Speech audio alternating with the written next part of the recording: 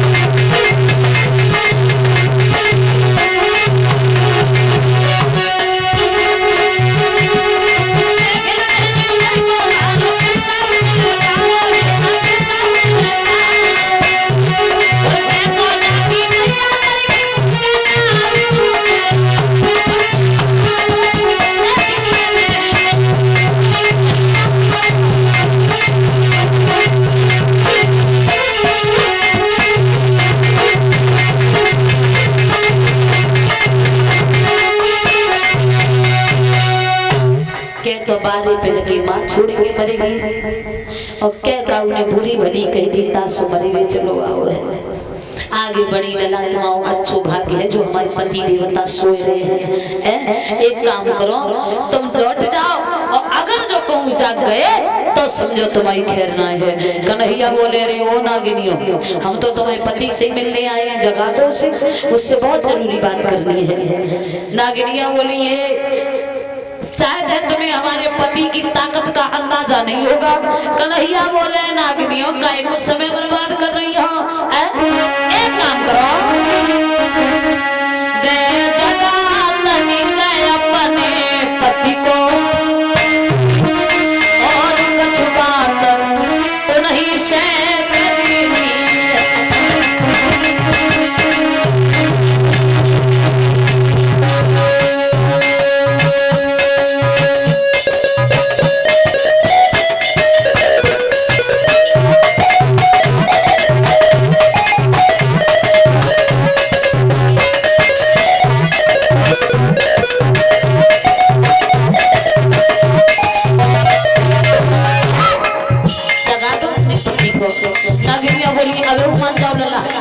अभी भी कुछ नहीं बिगड़ा है।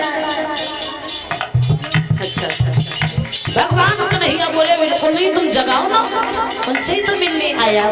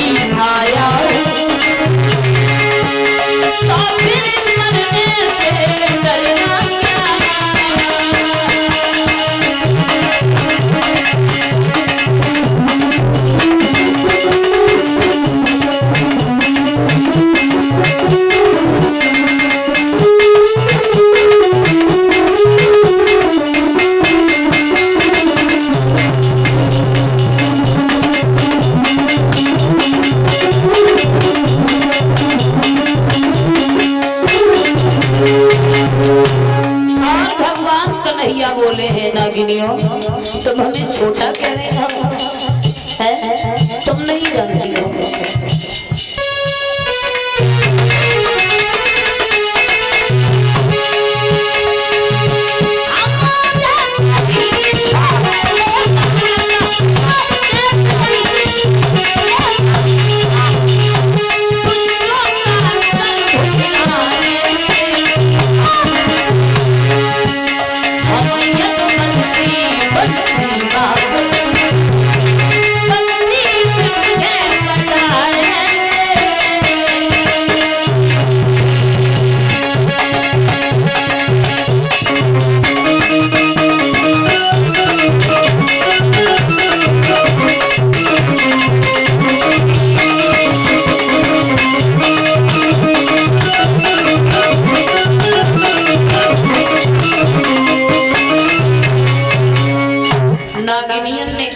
कन्हैया हम तो नहीं जगाएंगे हमारा धर्म नहीं है सोते नाग को जगाए तुझे जरूरत हो तो तू ही जगा ले। कन्हैया आगे बढ़े और कालिया नाग की पूंछ को दबा दिया और कालिया नाग कहाँ गुस्सा में रुकने वाला एकदम से उठ खड़ा हुआ और कन्हैया के शरीर से ऐसे लिपटा जैसे किसी ने रस्सी से कस दिया हो। कन्हैया शरीर गर्म करना शुरू कर दिया कालिया नाग दूर हटने लगा।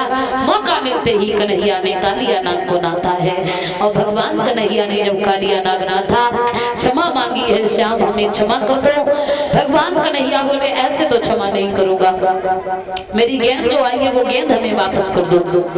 कंस मामा ने कमल के फूल मंगवाए वो भी ला करके दो, ये भी काम तुम सही करवाना है।